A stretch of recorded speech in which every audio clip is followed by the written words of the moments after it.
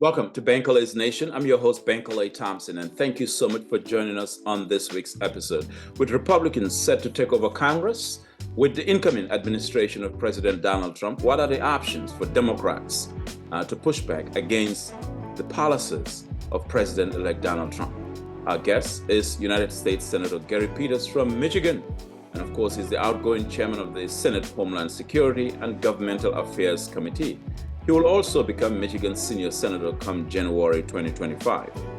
Right after this break, our interview with Senator Gary Peters.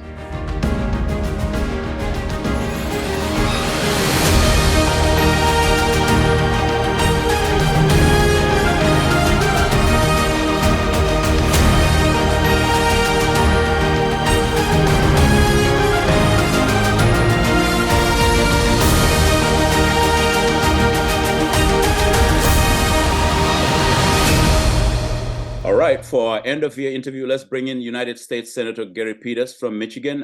Come January 2025, he will be the senior senator from the state of Michigan. Senator Peters, thank you so much for being here. Well, Bankole, always a pleasure to be with you, and look forward to having a conversation. And I want to begin, Senator, with, let's begin. Congratulations, you're the new senior senator from Michigan. What is the feeling like? Well, we got a lot of work to do. So, obviously there are a lot of changes here in Washington that we're preparing for. But I look forward to continuing to represent the great state of Michigan and be a voice for the people of our state. But we're definitely going to go into a new environment. And, I feel that we can work together. I've been able to work in a bipartisan way. As you know, Bankole, I work with the other side of the aisle to try to find common ground, because ultimately that's what we have to do. And I've been successful in the past doing that. And in fact, over the last two Congresses, I've been ranked as the most effective United States senator and actually getting legislation passed. And it's important to note, two Congresses ago, when I was in the minority, it was the first time in the history of this group that a member of the minority was ranked most effective. And that's when Donald Trump was president. So I'm still able to work across the aisle to make sure we're getting things done for not only the people in Michigan, but across the country. And before we even get into the meat of the discussion, I want you to just reflect for us on the election in terms of where you think Democrats went wrong and what could have been done differently. Obviously, it is what it is. That's what a lot of people are saying now. But just for you, reflecting on the election itself and what you think went wrong, what you think could be done differently moving forward in national elections, because we have a congressional election 2 years from now. Right. Yeah, we do. And I think there's a lot of lessons there that we have to unpack. We're still in the process of kind of doing that deep dive of analysis of it.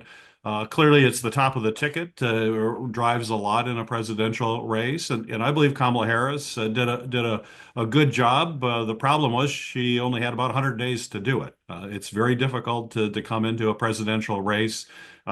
She's a vice president, but you and I know that people don't really know a vice president. That's not a high-profile role. You're working with the president.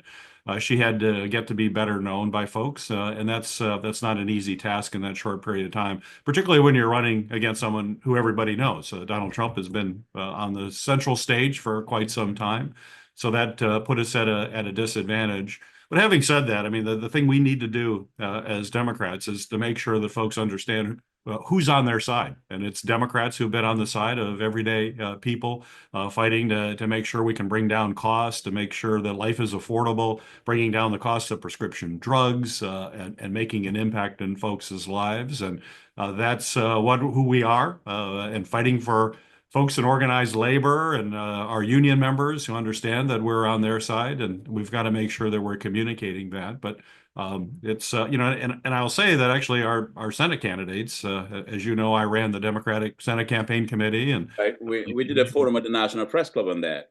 We did, and it was great to be at that forum, and we talked about how all of our candidates then, and then it ended up actually being true, ran above the presidential race, Right. and sometimes by a considerable amount. That doesn't usually happen in today's presidential politics. Usually, if the top of the ticket wins your state, whatever party that is, the Senate candidate tends to follow that. But we didn't see that. And I think the big reason was we did have great candidates, but who also really focused on economic issues. issues that people really care about as to how they're going to pay for groceries, how they're going to be able to have prescription drugs that they can afford, whether or not do we have good schools, all of the basics that people want to have their government deliver. And as a result of that, I mean, even though we lost and we're not happy with the result, clearly we lost the majority. But as you know, we have some really tough states like Ohio and Montana. But if you look at the performance of our Democratic candidates, Sherrod Brown ran 8 points over the presidential race. That was our plan. We figure if you're running 8 points above the presidential race, you're going to win Ohio. John Tester ran 13 points above the president. We thought that would be enough to win, but unfortunately, that didn't happen because the top of the ticket didn't perform like we would have liked. But on a positive note, we have Alyssa Slotkin here in Michigan. She won, even though President Trump won in Michigan. The Democratic candidate for the U.S. Senate won. And we saw that in Wisconsin. We saw it in Nevada. We saw that in Arizona. So, I take some solace in the fact that those seats in a normal year, we probably should have lost, but we actually won them. And it's because we were really focused on economic messages that really resonate with people, and they want to know we're out there fighting for them and care about them. And that's how you continue to win.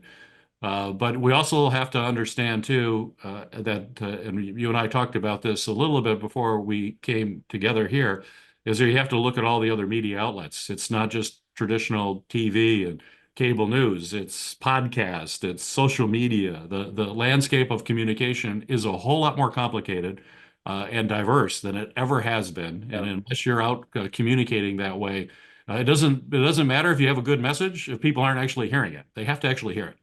Right, no question. Senator, well, there's a lot of apprehension, a lot of fear come January 2025 because of the inauguration of Donald Trump and the policies that he has promised. I'm just curious on your end, how are you preparing for it? Not only as Senator Gary Peters, but also as Gary Peters. Yeah, it's we'll see what develops. I think that we should probably though believe Donald Trump as to what he's saying and expect some of these things occurring. I currently chair Homeland Security, Government Affairs. I will then be ranking member at the beginning of the year. My current ranking member is Rand Paul from Kentucky. He'll take over the chairmanship. But we'll see changes there. I met with Kristi Noem, who is the nominee to be Secretary of Homeland Security. She came to my office last week. We had a pretty in-depth conversation about a variety of things, and I think we'll see some immediate action. She certainly confirmed that there are likely to be a lot of deportations that are going to occur very quickly of folks. And we'll have to monitor what's happening there. It can be incredibly disruptive and for a lot of reasons. But we'll see exactly how that's being implemented, and we'll be prepared to make sure that we're standing up for folks where we need to and managing that situation. But it's hard to know exactly what's going to happen because the rhetoric can be pretty extreme that we're seeing from Donald Trump. Whether or not he's actually going to go through with that, we'll have to see. Yeah, but are there plans in place though? I'm just curious about what the strategy is from Democrats like yourself in the Senate and of course in the House, or what the Democratic strategy is here to counter policies that will have an adverse impact on communities across the nation, especially here in Michigan as well. Yeah, and we're a very diverse state and a border state. There's a lot likely to happen in our state. So part of it to counter it, of course, is to speak out where we disagree. Hopefully, there'll be some areas where we have common ground. I believe, as I opened up, that we can work in a bipartisan way when we find common ground.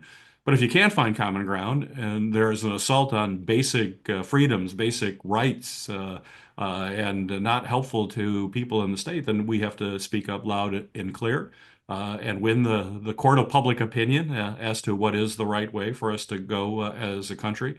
But I want to be a realist too. We don't have the votes, and this is just about having the votes, but it's very close in the House.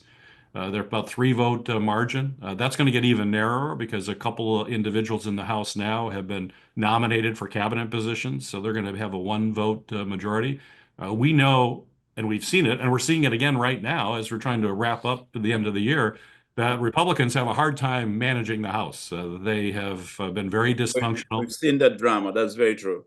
Yeah, so I don't know if they're going to be able to do that. They're going to need probably Democratic support in order to get some things done, and that allows us to have leverage to make sure that we can push back where we need to push back. And in the Senate, the one rule that we have in the Senate is the filibuster rule, which means if you're not dealing with nominations, that's just a majority vote. There's 100 senators. There are 47 Democrats, so they can pretty much do whatever they want in terms of nominations if Right. they vote, and they can even give up a couple Republicans and still get it. And then we have a thing called reconciliation, which is how we spend money here, and that only requires a majority vote. You can put a lot of other legislation in there too if it's related to the appropriations process, so that's going to be tough. But all other legislation, because of the filibuster, you need 60 votes, and they don't have 60 votes, so they're at 53. So Okay. that'll give us the ability to have a major influence and stop stuff that just shouldn't move forward. Well, that's good to know. At least there's a measure of accountability there. But Senator, I want to ask you this because you are a veteran. What would it say to the world to use the military in the deportation project that Donald Trump has vowed to execute on the homeland, which has never happened before? What does that say to the world about a nation that prides itself on the rule of law, a paragon of democracy, to have the military operating in the homeland here? We should not have the active duty forces at all doing that whatsoever. We will push back very aggressive because you're absolutely right. The military is for use overseas to defend this country overseas. And quite frankly, as a former member of the military, as a former naval officer, you're not trained to deal in those kinds of civilian kind of operations. I mean, just think if you think of an army unit, think of the 82nd Airborne. They're not trained to go into a civilian environment and act like a police force. They're trained to deliver maximum force and lethality on a battlefield with a foreign army. They're not trained there, so it would certainly be inappropriate. Your take on Pete Hegseth as the nominee to be the defense secretary. What are your concerns here? I mean, we've seen his background has been litigated in the press a lot, but what are your concerns? Well, I think that's it. I haven't had a chance to meet him yet. Okay. And I will. I'm a member of the Armed Services Committee, so he has to come before my committee, and we'll be asking questions in that hearing. And this is, as you know, Bankole, the Secretary of Defense is probably the biggest, hardest job to have in government. You're dealing with the largest agency within the federal government, very complex. And you want somebody who has a wealth of experience managing a very complex organization and a wealth of experience actually dealing with the many issues that the Department of Defense deals with. He fails on all those counts. It's clear that he doesn't have the qualifications. And I think that'll become quite evident during the hearing process as we go through that. I will certainly be asking a number of questions about his knowledge and his experience. We'll see how he answers it, but based on what I know of him right now, I think he's going to have a hard time answering those questions, and that's concerning. We need to have highly qualified folks in these positions, and the world is a dangerous place right now. With you've got an ascendant China, we've got the war in Ukraine, people who are fighting for their freedom. The Middle East, we have issues in the Middle East, and now with what's happening in Syria. I mean, this is very, very complex world, and to have someone who's not ready for prime time is a real worry. Yeah, yeah. Senator, let's pivot to DEI, diversity, equity, and inclusion policies. The incoming administration has signaled a move to attack, to basically clamp down on DEI. Is there a democratic strategy to push back against the attacks that we'll see unleashed on equity, inclusion, and diversity? Well, we certainly will push back, and we have been doing that. I mean, the federal government represents everybody. It doesn't just represent white male. It doesn't represent a certain segment of our population.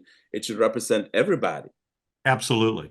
And absolutely. And the one thing we know, when you represent everybody and you have everybody's opinion, you get a whole lot better answers. You don't want to have just folks who all come from the same background, the same knowledge set.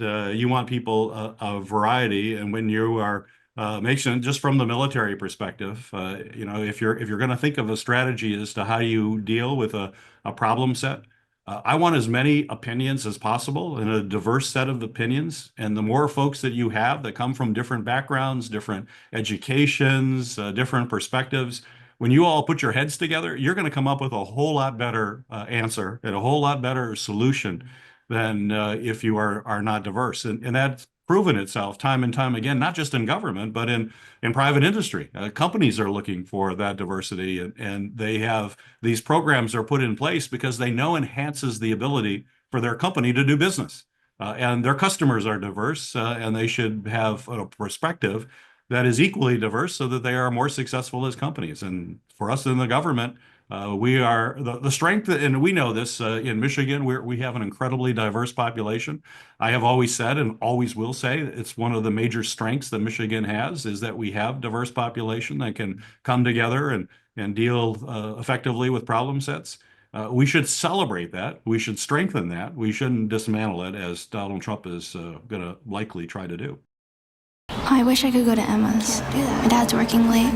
Gotta watch the boys. Long shift tomorrow. So much homework. We could get them clothes for Christmas. No, I can just make something. Is this all that's left? I know we have beans. That'll work. I don't need this one. I'm not that hungry. We're fine. I can get them to bed. I can do my essay. No, what do I do? Not again. Okay. I don't need to wash my hair. Turn it back on. Breathe. You're fine. And Dad will pay the water bill. We need water now. You really need groceries. We'll figure it out. Breathe. He works so hard. It's okay. We're in this together. Everything's okay. These tips will help, but only a little. Maybe I could get a second job. My dad has a second job. We don't need help. We have each other. But I'm so tired. We can do it alone. We'll figure it out. We've made it this far. But what if they could help? We're fine. We don't need this. Hi. What's your name? Anna. Anna, how are you? I'm okay. Yeah. What brings you to the Salvation Army? Senator Gary Peters. Senator, what do you have to say to communities who feel under siege now with the incoming administration in January?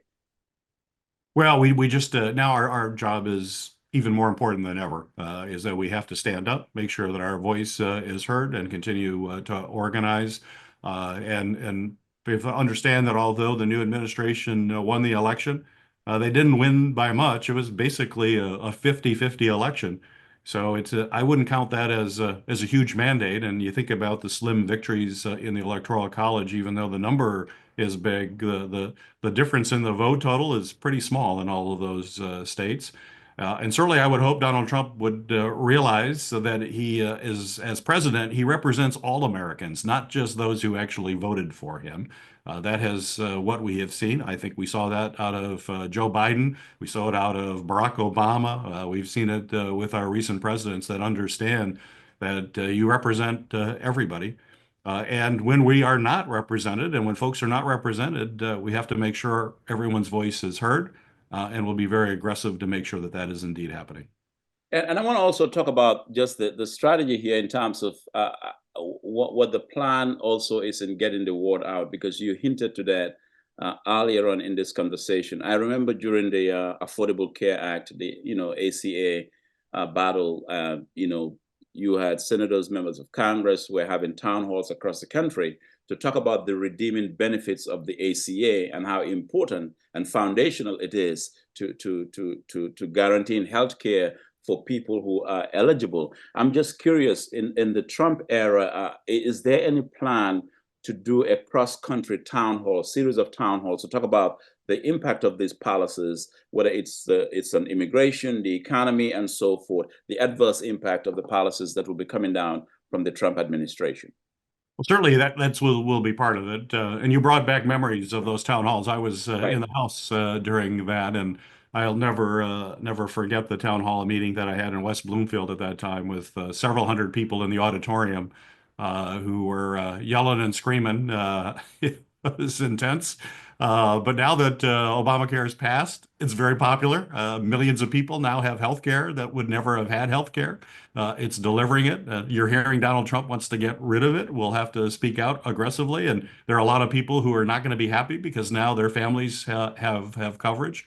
You probably recall during the campaign, he was asked about their alternative plan, and his response was, well, they have concepts. Well, you've been going after Obamacare for like over a decade, and you only have concepts. You know, if that was an employee working for your company and you gave them a job and 10 years later they still just have concepts, you would fire them. That would be unacceptable. And so that's what we'll deal with. And we'll have to talk about it. But, you know, town halls are part of that, but it's also getting on all of the different kinds of mediums, which you are an expert in, from podcasts to social media. And we have to get everyday citizens involved in talking to their folks through that social media and putting out the information of facts. We have to return to the days when facts drove public opinion. And right now, it seems as if facts don't matter. But in order to get people to believe in those facts and to internalize them, the most credible people are usually their friends and people they trust. And we've got to be able to activate those kinds of networks throughout the country in order to get people engaged in a way that's meaningful and one that they have confidence in. Right. Senator, Detroit is central to Michigan. So goes Detroit, so goes the entire state. Right. Detroit in the Trump era and federal support, what does that look like for you?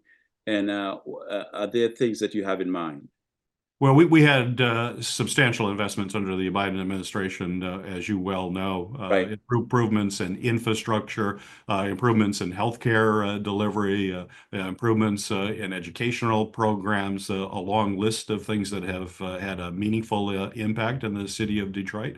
When you think of the Inflation Reduction Act, the bipartisan infrastructure package, improvements that were meaningful and significant that helped Detroit. Detroit is in the midst of a continued renaissance and continues to get stronger.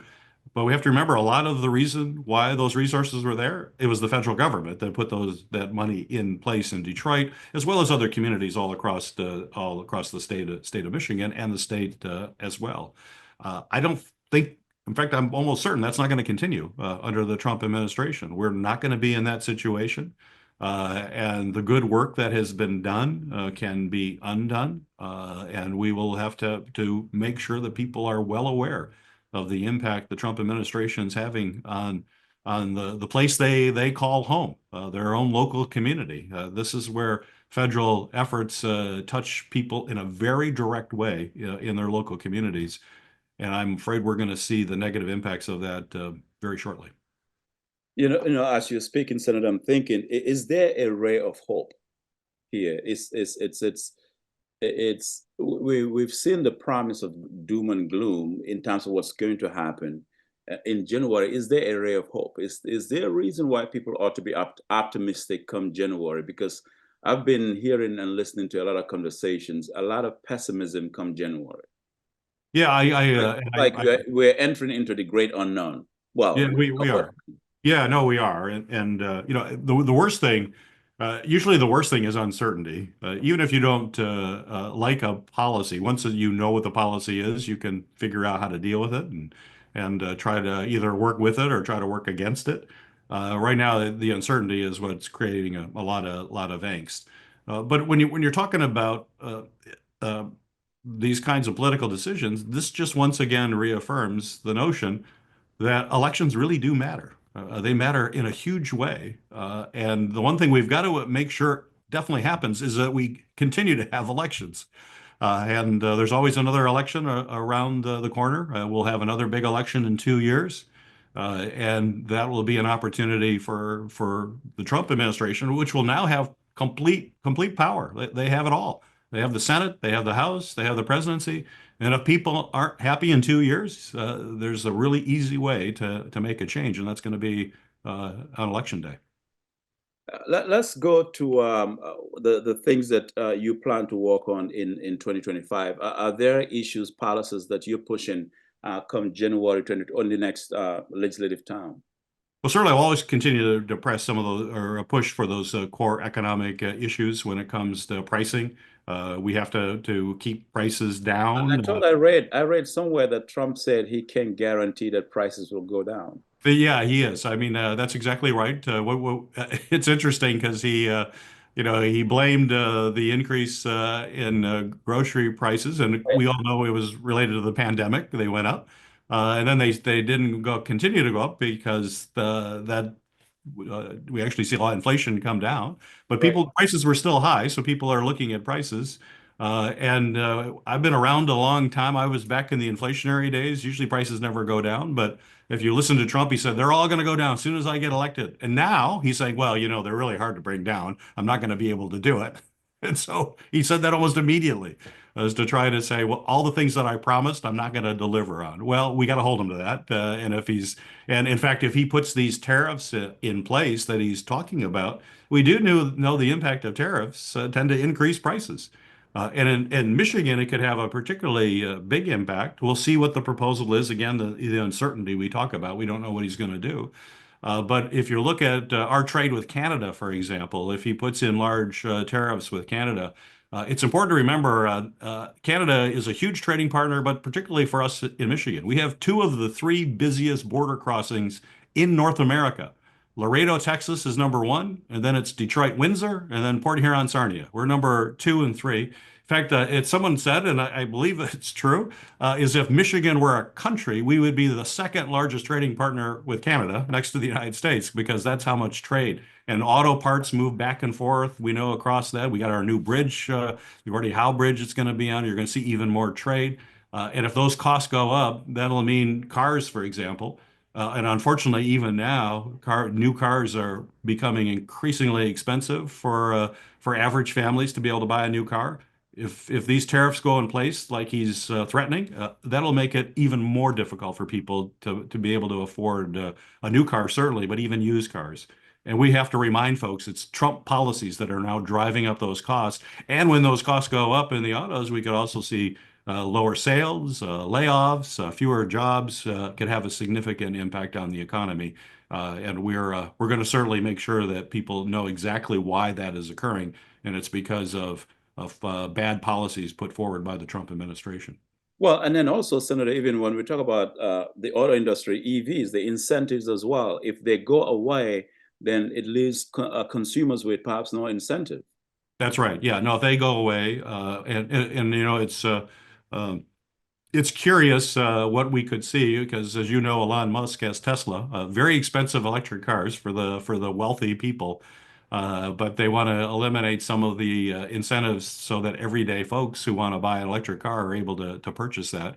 And that's also going to mean jobs. We've made major investments to work with General Motors and Ford and Stellantis to work on factories in Michigan. In fact, under Joe Biden, we saw more factories being created in the state than we've seen in a long, long time.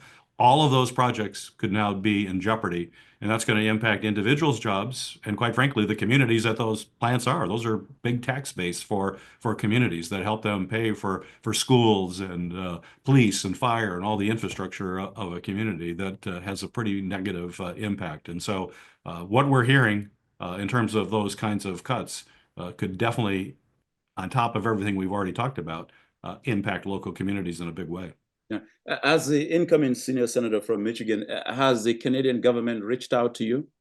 Because if they close their doors, that could have a lot of economic impact on your state, on Michigan. On us, yeah, definitely in Michigan. Yeah, there's no question. Yeah, they are certainly they are concerned about that, and because usually then you can get whatever tariffs, and we've seen this in the past. This is not something new. When we put tariffs on products, they do the same thing on our products, and when you think about if they do countervailing tariffs, we're a big agricultural state. We're not just a manufacturing state, and a lot of our agricultural products go overseas or to Canada. That's a market for us. And when you start having those kinds of impacts on market, it can have a significant negative impact. And the fact that which every economist will tell you is wrong. Donald Trump says, "Oh, when you put a tariff, the other country pays the tariff." No, they're passed on. Everyday Americans end up paying those taxes. And so he says the tariffs are going to pay for big tax cuts for his wealthy friends, basically. If they keep their current tax, the Trump tax cuts we saw put in place before, overwhelmingly helped billionaires, the most successful, profitable companies saw huge tax cuts. And what have they done with those tax cuts? They haven't invested in new jobs. The record's clear. They didn't invest in new jobs. They took those profits and they did share buybacks and huge bonuses for their CEOs. It went to folks who already are incredibly wealthy. Everyday Americans didn't see the tax cut. He wants to continue to have those tax cuts, and he says he's going to pay for them with tariffs that are going to basically be paid for by middle-class folks in America and folks who aspire to be in the middle class. It's one of the most regressive taxes you can have because all the products you use now are no more expensive. So you'll see that kind of inflation again. You'll have a hard time. Groceries will go up. Everyday costs will go up for you. And billionaires are going to have big tax cuts. And they're doing all right already. They don't need big tax cuts. Were you surprised at the number of billionaires in Trump's cabinet? Yeah, it shows you. I mean, we basically have an oligarchy of billionaires who are in there, and when you think about Elon Musk there, who's got a really close role, and he's going to be making policies related to electric vehicles when he stands to benefit from that. You've seen his share prices go up quite a bit. He has SpaceX, for example, which is a huge contractor from the federal government for their space operations. The conflicts of interest between Musk and the work that he's doing loom large. He's talking about cuts in government. I suspect he won't be proposing any cuts to SpaceX. I don't think that'll probably be the cuts, but he will want to cut things that impact people like Medicaid and Medicare and other kinds of programs. So it's a scary situation. But it's also scary because you have a guy who also controls a major platform in X. He can talk to millions of people across the country. And as you know, Bankole, though the algorithms that they use can skew the information that people get in a significant way. The ability to manipulate information going to millions of people across the country is absolutely frightening in terms of the future for a free flow of objective information and debate that has to go on in a democracy. And two more questions, Senator. There was talk about Donald Trump probably potentially making another Supreme Court appointment. Do you see that on the court currently? Is that possible? It could, it's when you look at vacancies and the health of justices, you're talking about another 4 years, and so Right. you could definitely see more in the Supreme Court. The other thing is just everyday judges too, the district judges, the Court of Appeals, the federal judges that are lifetime appointments. We're going to make two more. Hopefully this week we're going to have two more federal judges confirmed. That'll mean we have confirmed more federal judges than the last Trump administration. And the judges that we focus on are people who actually believe in the rule of law and understand that the rule of law dictates decisions, not political opinions. We did not see that in the former Trump administration. We're not going to see it in the future Trump administration. So it's not just the damage that he can do to the federal judiciary with the Supreme Court, who gave this unbelievable ruling to give immunity to a president, which was an outrageous decision that they came up with. So it's not just the Supreme Court, it's all of the other decisions that are made in the federal courts, both at the district level and the Court of Appeals. He's going to, once again, have a significant impact on how judges are appointed and the rulings that they ultimately make. You took an issue with President Biden issuing a pardon for his son, Hunter Biden.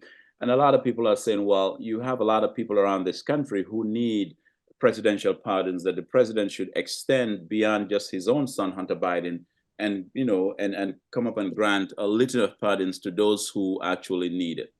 Yeah, well, yeah, and you take those on a case-by-case basis. There are folks where the laws may have changed as well, where the pardons are granted. I took issue that you had a family member, the president should not issue pardons to either based on because they're a political ally or because they're a family member. It should be based on the unique circumstances. Everybody has unique circumstances, and certainly pardons have always been and will continue to be, I think, important. There's a process, though, that we go through. There's a pardon in the Department of Justice, as you know. There's a group that actually review these kinds of cases to determine whether or not justice is preserved by extending a pardon.